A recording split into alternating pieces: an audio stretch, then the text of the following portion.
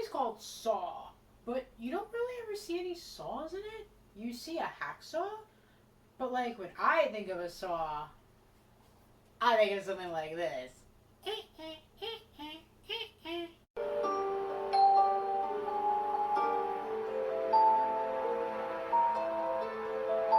Welcome back to 31 Days of Halloween. Today we're going to be talking about what is arguably a horror movie classic, which is the James Wan film Saw from 2004. This is James Wan's first feature film. So he had made a couple of other things beforehand apparently, and this was his first film that he had actually gotten to get picked up by a bigger production company and whatever. But this is basically where most people got introduced to James Wan, as well as Adam Wannell. I'm not sure if I'm saying his last name properly, who also acts in the movie as Adam, the photographer guy who's locked in the room with Dr. Lawrence Gordon, who is played by Cary Elwes. I didn't even know when I first saw this movie that was Cary Elwes, because I knew him from The Princess Bride. When I saw him in this, I was like, oh, that's you. That is my my Wesley that I pined over as a child. But it was kind of cool to have such a big name in this first movie with James Wan, as well as Donald Glover, and a couple other people. So I think that this is one of my favorite movies. And I think this movie is great because there's so much packed into this movie that pretty much only takes place in a single room. And they basically had no budget to do this movie, so they had to work with what they had, and I think that helped to make this movie as tight and tense and scary as it did. Because sometimes when you have too much of a budget, you blow it on stuff that you didn't necessarily need to do, and it kind of takes away from the story or from what you're trying to get across. And I think that this worked masterfully. And the best part about it is you have like a story within a story. So your main story, I guess what you could consider the main story, is this jigsaw killer. And Adam and Dr. Gordon are supposed to be like just a cog in this larger story, but you get so focused on what's going on with them that you kind of forget that there's something else going on in this movie, which is that you have this jigsaw killer who's basically testing people's will to live. He's picking out people who are self-harming or using drugs, or who are hurting others, or who aren't basically living their best lives. And you kind of are like, okay, yeah, like that's nice, but like, what about the two dudes locked in the bathroom where they're obviously gonna have to sew their legs off at some point? And I think what makes, or at least made me feel so strongly about this movie, was that it's so scary in the fact that it could possibly happen. I mean, we have serial killers who operate, for weird reasons all the time. And sometimes they have a purpose in their heads for these things, and sometimes they don't. And when I first saw this movie, I was so scared that someone in a pig outfit was going to hide in my closet and kidnap me and put me into one of these puzzles, that I was like, I am never doing anything bad again. I'm never stealing. I'm never doing drugs. I'm not doing anything that anybody could even consider to possibly be bad, because I really did not want to get kidnapped as a child and put into one of these traps. Maybe that means I shouldn't have seen this movie as young as I did. But I've managed to grow out of that fear, and I am a normal functioning human being, as much as one can be a normal functioning human being. So this film has all those great points to it, and then there is also some discussion about, is this film part of like the torture porn genre of horror? Because it comes out around the same time that a lot of those movies start coming out, like Hostel.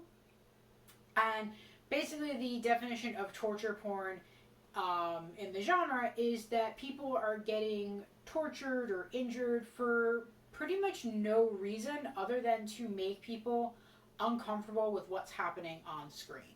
the torture is a central aspect of the movie, and all of the focus is on the gore and the graphic violence. I would argue that Saw is not necessarily part of that genre because the focus isn't on the torture and the graphic violence and the gore, even though there is plenty of that.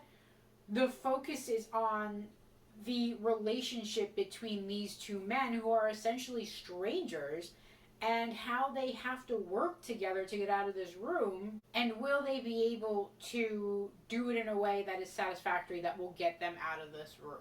It's not just kind of like in the later Saws, which I haven't seen all of the later Saws, and I don't really remember a lot of them, but I do remember being very, very squeamish about some of them because of like the tortures. It was almost like when I watched Hostel, and I'm like, why am I watching this? What is the point? You're literally just watching people get eviscerated on screen, and to what end?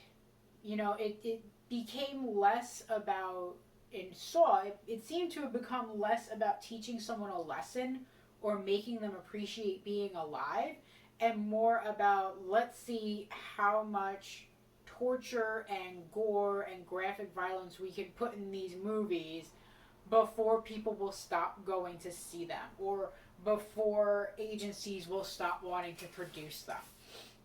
And that's probably why I stopped continuing on with the series, because it wasn't enjoyable to watch anymore. There was no real mystery. It was just, let's torture some people on screen for 90 to 100 minutes, and that's pretty much it. So I would give Saw an 8.5, because this movie made such an impact on me, because I will watch it all the time. Because the ending still gets me, even though I know what happens. Every time it happens, I'm still like, oh, I can't believe that happened. That's so cool. How does this work? My friend gave it an 8. IMDb gives it a 7.6. And then as far as Rotten Tomatoes goes, the critics give it a 56%, and general viewership gives it like 74%. I don't think at the time this came out, critics were kind of ready for this sort of movie. You know, even though we've had like graphic violence before, it was not with the same level of practical and special effects that we have now or that we had then.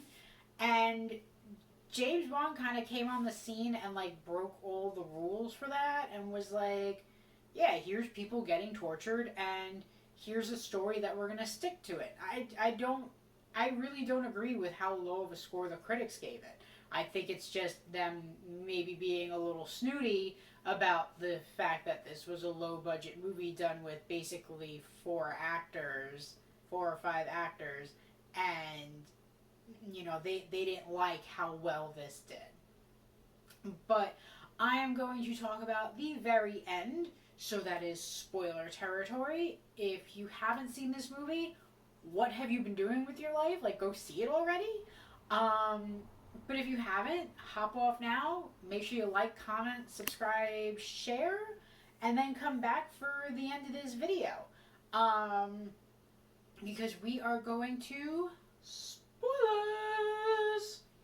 So, the ending of this movie always gets me. Even though, like I said, I know what's happening, but every time Jigsaw stands up from the middle of the room, like this guy who is supposed to be dead, who you've essentially forgotten about for the majority of the movie, like once they finish talking about him with the poison in his blood and this and that, you know, you don't really think about him again. He's basically like a piece of furniture. You think about him probably as much as you think about the bathtub or the toilet that's in the room. And then all of a sudden, he just stands up from the floor at the very end and peels this prosthetic off his head. And if you don't open mouth, gasp, or scream, or react in some kind of shock when that happens, I don't know what to tell you. Because for me, that is one of the greatest movie reveals I've ever seen. Like, it's up there with like The Sixth Sense for me. When the kid's like, I see dead people, and you find out that, spoiler for The Sixth Sense, if you haven't seen it, skip ahead like 10 seconds. You find out that Bruce Willis has been dead the entire time. Like, what? And I think that's what's kept me coming back to James Wan and his films, even like some of the ones that weren't so good, because I know he has this potential in him to do these kinds of great, twisted stories. So Saw will always be like somewhere in my top 10 favorite horror movies. James Wan is one of the few directors whose names I've kept track of because he's done so many movies that I actually like. Like, I really don't keep track of directors or actors or writers or whoever because there's so many of them, and then to tie them all to, I don't know. I just haven't been able to keep track of it. You know, it doesn't make, it doesn't work for my head. But I do follow him, and whenever I see a movie tied to his name, I'm like, oh, James Wan. So will probably always be one of my top 10 favorite horror movies. So hopefully you liked that movie. Hopefully you liked this video. Please like, comment, subscribe, and share. And I will see you in the next video, so long as someone in a pig costume doesn't come out and snatch you. Bye!